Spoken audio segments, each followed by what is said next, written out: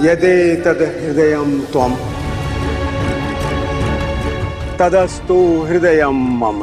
यदिदं हृदयं मम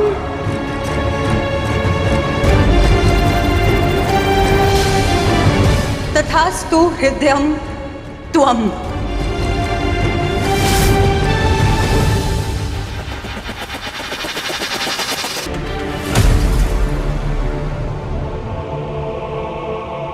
बहुत सुंदर, बहुत सुंदर। तुम्हें तो मंत्र याद है बेटी।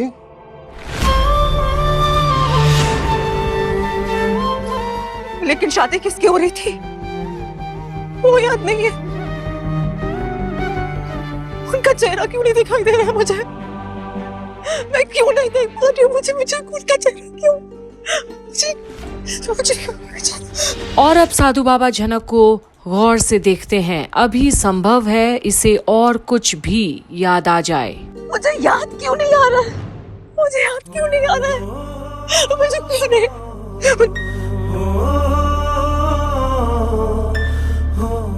इतनी बेचैन मत हो, तुझे मंत्र याद है। धुंधला सा ही सही, अगर तुझे मंत्र याद है तो धीरे धीरे तुझे सब याद आ जाएगा। फिर तू उनका चेहरा भी देख पाएगी। रात के अंधेरे में अक्सर सब कुछ धुंधला ही दिखाई देता है, लेकिन जैसे ही सूर्य की पहली किरण आसमान पर पड़ती है सब कुछ साफ साफ दिखाई देने लगता है। तू चिंता मत कर। पंडित जी बिल्कुल सही कह रहे हैं बेटी। अभी तुम्हारे मन में अंधेरा पसरा हुआ है। उस अंधेरे के नीचे सब कुछ ढका हुआ है, लेकिन जैसे ही सूरज की पहली किरण पहुंचेगी सब कुछ तुम्हें साफ साफ दिखने लगेगा। और वो किरण कहाँ से आएगी बाबा? क्योंकि सब कुछ धुंधला है। पर शायद जनक को पता नहीं, पर उसे बहुत जल्द सब कुछ याद आने वाला है, क्योंकि जिस तरह से उपचार कर रहे हैं बाबा जी ये अद्भुत है, जिसे जनक के सामने सब कुछ स्पष्ट होता जाएगा। पर फिर कहीं इन पर ही शक ना कर बैठे वो, जिन्हें आज बाबा कहकर पुकारती है। मुझे तो कुछ भी याद नहीं है। मुझे तो कुछ समझ भी नहीं आ रहा है। वो क्या रहा है मेरे साथ? मुझे कुछ भी याद क्यों? आएगी बेटी, उस सूरज की पहली किरण अवश्य आएगी, अतिशीघ्र आएगी और तुम्हारे मन के अंधकार को दूर कर देगी। सब कुछ याद आएगा बेटी, तुझे सब कुछ आएगा। विश्वास रख, विश्वासम फलदायकम। तुम दवा ले रही हो ना, तो उसका लाभ तुम्हें मिलेगा। तुम्हें सब कुछ याद आएगा।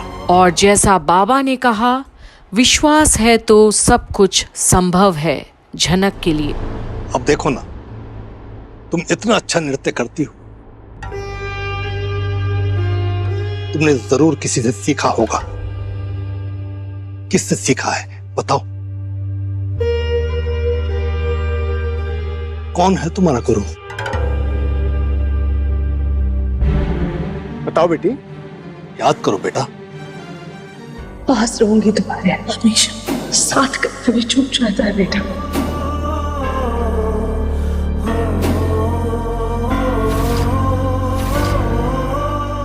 उर्वशी बिटिया, मेरे हाथों से खाना खाओगी? उर्वशी,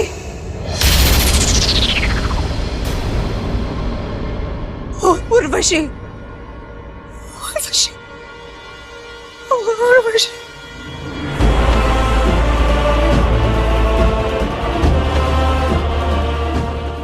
साधु बाबा। हाँ बेटी, बोलो ना, हम यही हैं। तुम्हें कुछ दिखाई दिया?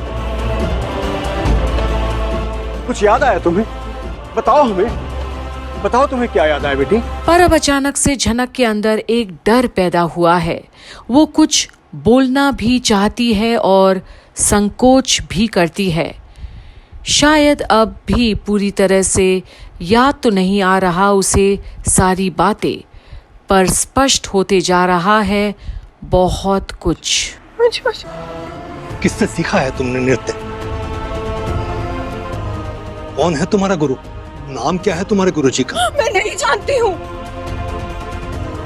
कुछ कुछ चेहरे दिखाई देते हैं, आंखों के सामने आते हैं, लेकिन वो चेहरे भी धुंधले हैं। मैं जान ही नहीं पा रही हूँ। मैं उन्हें पहचानना चाहती हूँ, लेकिन मैं जानती नहीं हूँ। मुझे उनका नाम नहीं पता है। मुझे कुछ याद क्यों नहीं आ रहा है? मुझे याद करना है। वो चेहरे कौन है? क्यों आंखों के सामने आते हैं? मुझे शांत हो जा, शांत हो जा, कोई बात नहीं। तुम वक्त दो अपने आप को, सब याद आ जाएगा तुम्हें। आज इन दोनों का लगन है,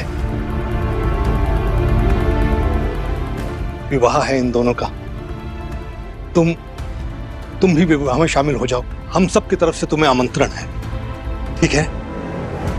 हाँ बेटी, इन दोनों के विवाह उत्सव का तुम भी आनंद लो। और अब जहां झनक को भी निमंत्रण मिलती है इस नए जोड़ी की शादी में शामिल होने के लिए, तो क्या झनक को और भी कुछ याद आएगा? क्या अनी का नाम याद आएगा उसे? प्रकाश, देखते क्या, बढ़ो आगे और तैयारी करो।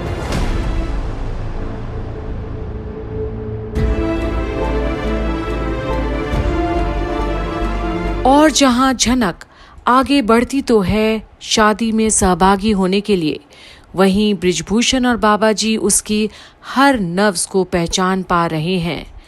आखिर बृजभूषण को जो जिंदगी से निराशा मिली थी, आज उनकी शायद बेटी अब खुशियों से भर देगी उनका दामन।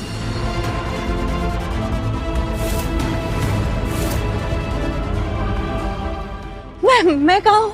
आप सब लोग कौन है? बेटी, तुम हमारे आश्रम में हो और सुरक्षित हो। ये अनिरुद्ध कौन है? अनिरुद्ध। अच्छा ठीक है, मत बताओ, बस इतना बता दो कि तुम्हारा नाम क्या है बेटी? जनक रैना। नहीं, जनक बोस। ये उर्वशी रैना कौन है? तुम्हारी क्या लगती है? उर्वशी रैना मेरी माँ है। क्या?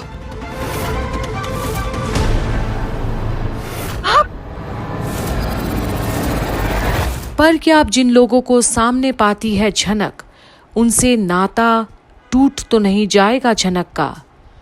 या अनिरुद्ध आखिरकार आएगा झनक को अपनी बाहों में लेकर सब कुछ ठीक कर देने के लिए?